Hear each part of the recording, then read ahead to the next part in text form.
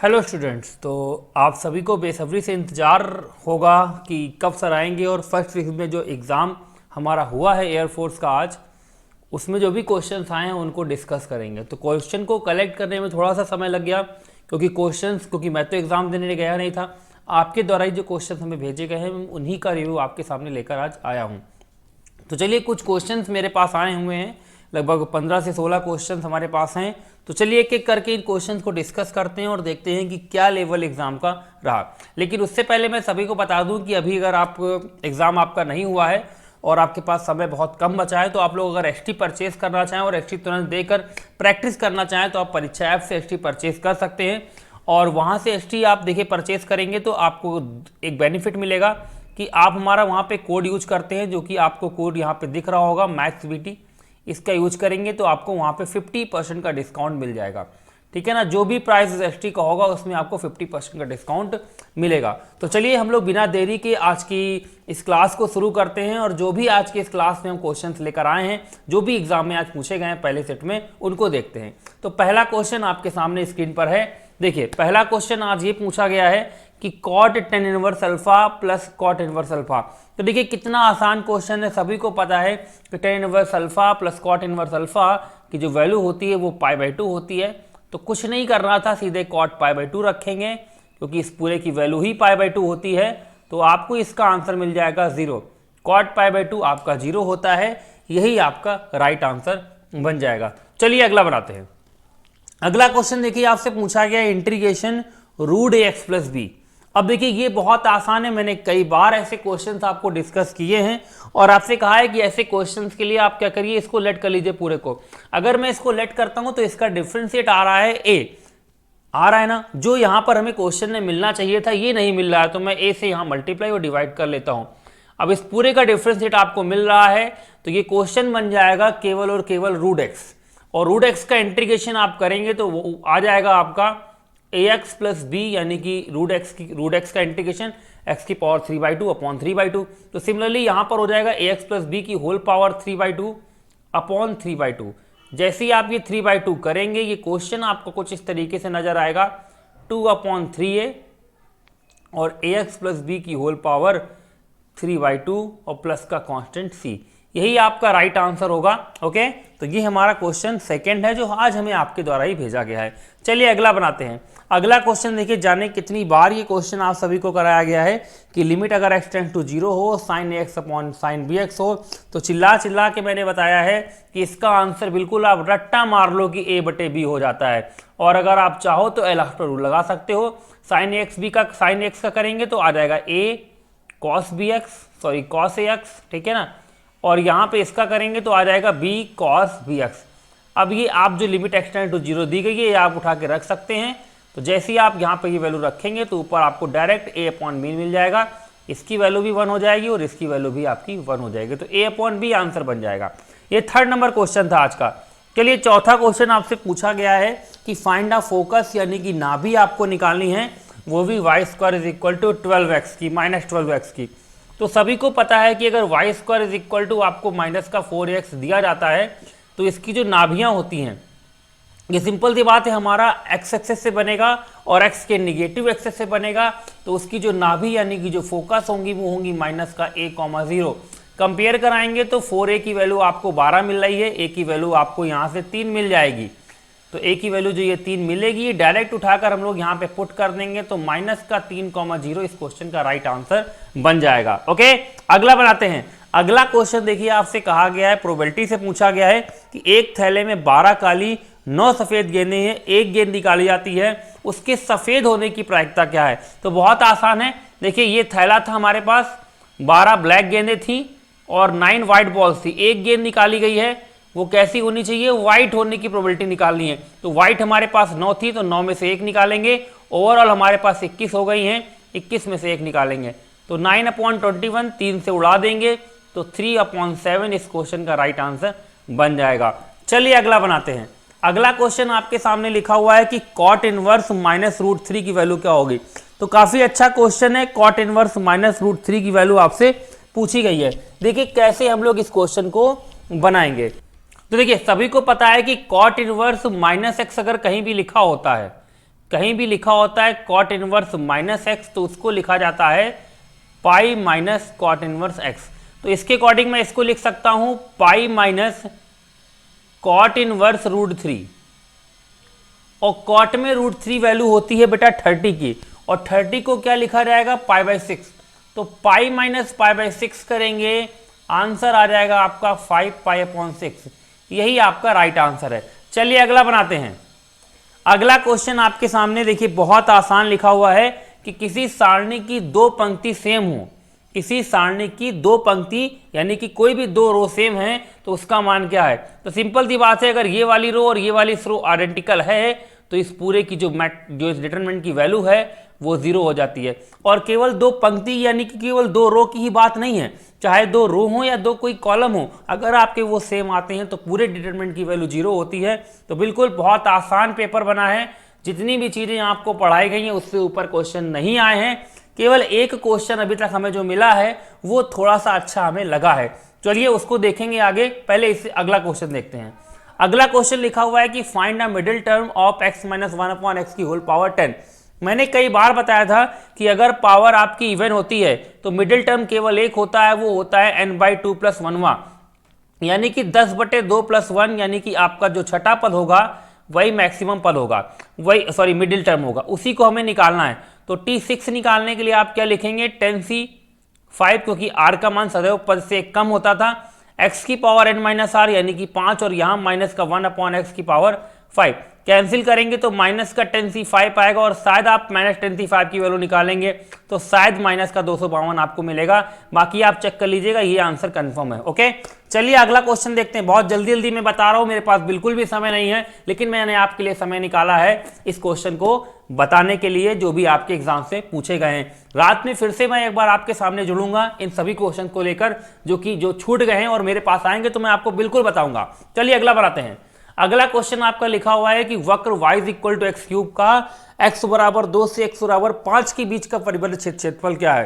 तो बहुत आसान है, सिंपल सी बात है, x = 2 से x = 5 के बीच पूछा गया है तो 2 से यहाँ पे 5 रखना है, इंटीग्रेशन लगाना है y से dx, y की वैल्यू आपको दी गई है x यानी कि x³, तो यहाँ पे आ जाएगा x³ dx, x³ का करेंगे तो आ जाएगा x की पावर 4/4, इस पर लिमिट लगानी है 2 से 5, 5 रखेंगे, 5 की पावर 4 माइनस का 2 की पावर 4 अपॉन में आ जाएगा 4, 5 की पावर 4 मतलब 5 की पावर 4 का मतलब हो गया 625, ठीक है ना।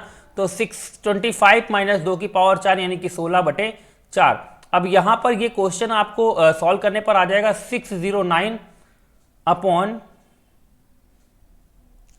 4, जो भी आए डिवाइड करने पर यही आंसर बन जाएगा। अगला बनाते हैं।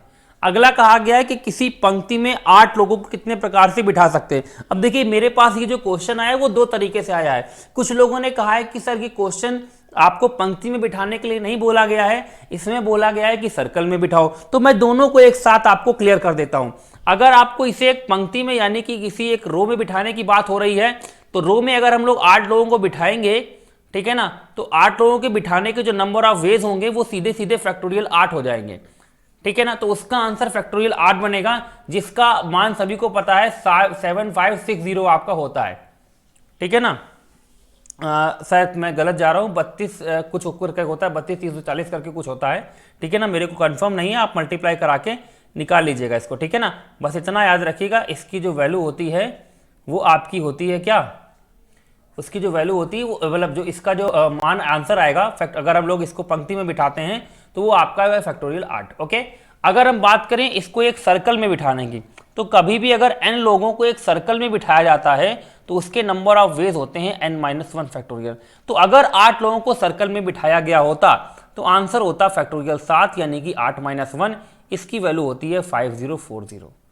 ओके, सभी को क्लियर है। चलिए अगला बनाते हैं। अगले क्वेश्चन में देखिए कहा गया है कि 2 पासे फेंके जाते हैं, योग 7 से अधिक आने की प्रायिकता। देखिए जाने कितनी बार मैंने आपको एक क्वेश्चन कराया है और कई बार ऐसे क्वेश्चंस लिए हैं 2 पासे वाले, तो इतने क्वेश्चंस कराए हैं कि सभी को याद भी हो गए होंगे। 7 से अधिक की बात करें तो आपका 8 आ सकता है, आपका 9 आ सकता है, आपका 10 आ सकता है, आपका 11 आ सकता है, आपका 12 आ सकता है। 12 एक बार आता है, 11 2 बार आता है, 10 आपका 3 बार आता है, 9 आपका 4 बार आता है, 8 आपका 5 बार आता है, 7 सभी को पता है 6 बार आता है। 7 से अधिक बोला था, इन सभी को जोड़ना पड़ेगा, 5 और 9 और 3 12, 2 15 और 1 16, तो हम लोग लिखेंगे इसको 16/36। सभी को क्लियर हो रही है मेरी बात? 5 ये हो गई, ये 4 हो गई, ये 3 होंगी, ये 2 होंगी, ये 1 होगी, ठीक है ना। तो 5 4 9 3 12 और 12 ये, और ये एक बार और देख लेते हैं, 5 4 9 3 12 और 12 3 ये 15 होगा, ठीक है ना। 16 नहीं लिखा जाएगा, यहाँ पे आपकी 15 कंडीशंस बनेंगी, ठीक है ना। कितनी बनेगी कंडीशंस? 15। तो अब आप क्या करिए, 15/36 3 से काट दीजिए, तो 5/12 इस क्वेश्चन का राइट आंसर बन जाएगा। ओके, बीच में कहीं कैलकुलेशन मिस्टेक हो तो उसको माफ करिएगा। आगे बढ़ते हैं हम लोग। अगला क्वेश्चन आपके सामने लिखा हुआ है dy/dx x cos x। x cos x का डिफरेंशिएट पूछा है, कितना इजी है। x एज इट इज रहेगा, cos x का कर लेते हैं डिफरेंशिएट, तो माइनस का sin x आएगा। फिर हम लोग cos x को एज इट इज रखते हैं और x का कर लेते हैं, तो डिफरेंशिएट 1 आ जाएगा। तो आंसर यही बन जाएगा, माइनस का x sin x plus cos x। चलिए अगला बनाते हैं। देखिए बहुत आसान क्वेश्चन है, जाने कितनी बार मैंने आपको बताया है। अगर यहाँ पे ऑप्शंस होते तो बहुत आसान होता हमें निकालना। a = c = 1 रख लेते। जनरली आप इसको जब सॉल्व करते हैं तो इसकी वैल्यू आती है 1 + a² + b² + c²। सभी को देखकर ही याद आ गया होगा और मन ललचा रहा होगा इस क्वेश्चन को करने का, जिन लोगों का एग्जाम नहीं था कि सर ऐसा आया होता तो मैं फोड़ देता। बिल्कुल फोड़ देंगे आप आगे वाले आने वाले एग्जाम्स में, अगर ऐसे ही सेट बनता रहा तो। क्योंकि अगर आप यहां से जुड़े हैं तो ऐसे क्वेश्चन जाने कितनी बार मैंने आपको कराए हैं। अगला बनाइए, लिखा हुआ है कि y = x⁻20, तो d2y/dx2 की वैल्यू क्या है। बहुत आसान है, देखिए एक बार आप डिफरेंशिएट मारिए इसको, तो dy/dx की वैल्यू आपकी मिल जाएगी यहाँ पे 20x⁻19। एक बार और डिफरेंशिएट करेंगे x के रिस्पेक्ट में, तो d2y/dx2 = आ जाएगा 380x⁻18। यही आपका राइट आंसर हो जाएगा, ठीक है ना। अगला बनाते हैं। अगला देखिए कह रहा है कि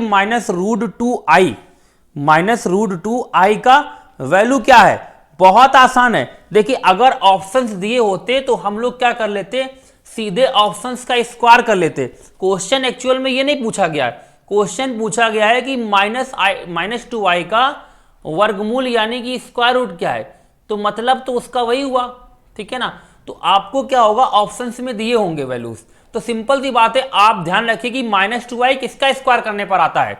अगर आप 1 - i का होल स्क्वायर कर दें तो आपको मिल जाता है -2i। तो सिंपल सी बात है, इसका स्क्वायर रूट होगा 1 - i। आप आसानी से कर सकते हैं।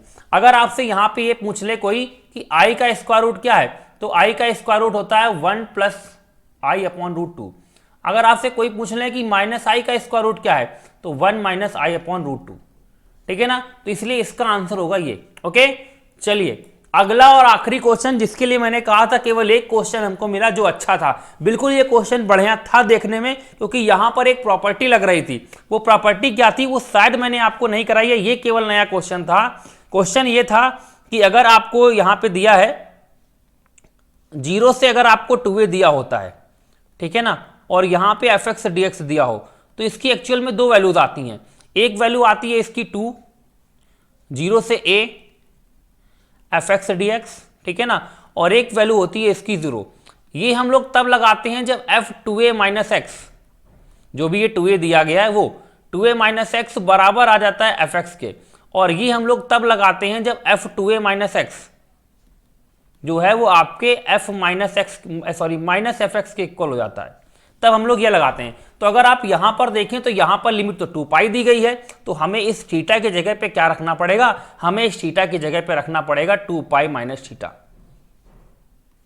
ठीक है ना। और इस थीटा की जगह पे भी हमें रखना पड़ेगा 2π - थीटा। तो जैसे ही आप ये रखेंगे ये तो पूरा f थीटा बन गया, ठीक है ना। तो f2π - थीटा यहाँ पे देखिए क्या निकल कर आएगा, f2π - थीटा अगर मैं निकालता हूं तो ये आपका आ जाएगा, ऊपर देखिए ऊपर जैसे ही रखेंगे तो आपका आ जाएगा 4π - 2 थीटा, 4π - 2 थीटा। और ये आपका 4π का मतलब समझ रहे हैं, ये आपका चौथे में पड़ेगा जाके, और चौथे में साइन निगेटिव होता है, इसलिए यहां पे आपका आ जाएगा माइनस का साइन 2 थीटा, और ये प्लस रहेगा a - b cos थीटा। तो आप क्या देख रहे हैं, यहां पे आपके सामने कंडीशन बन जाएगी 2π - theta is equal to minus का एफ थीटा। तो बेटा कंडीशन ये वाली बन जाएगी, और ये बन जाएगी तो आंसर इसका डायरेक्ट जीरो हो जाएगा, कुछ करने की जरूरत ही नहीं है। केवल एक क्वेश्चन ऐसा जो था तो दमदार था, ठीक है ना। तो अभी हमारे पास जितने भी क्वेश्चन आए हैं मैं सभी आपके सामने लेकर आ गया हूं और सभी मैंने आपको क्लियर किए। हाँ, जितने भी क्वेश्चंस आपको यहाँ पे मैंने बताए हैं ये सभी एग्जाम्स में आए हैं, ये कंफर्म है और आपके द्वारा ही भेजे गए। अगर थोड़ी सी भाई कहीं गलती हुई हो तो उसके लिए मैं आपसे सभी से सॉरी बोल रहा हूं, ठीक है ना। और जैसे ही मेरे को बाकी क्वेश्चंस मिलते हैं मैं फिर आपके सामने एक बार उपस्थित होऊंगा, और जो हमारी 5 बजे क्लास होती है वो उसी टाइम होगी। Okay, thank you, bye.